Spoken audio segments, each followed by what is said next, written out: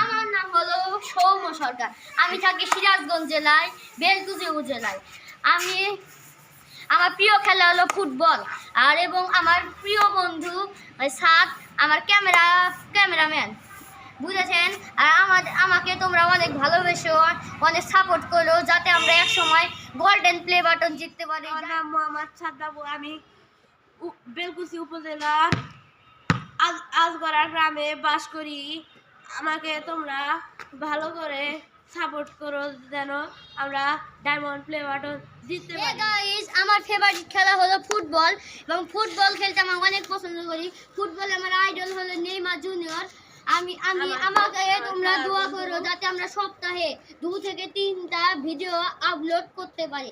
এবং আমার বন্ধুর নাম হচ্ছে মোহাম্মদ সাদ হোসেন। হাই, আমার নাম সাদ্দাবু। আমি ফুটবল খেলতে ভালোবাসি।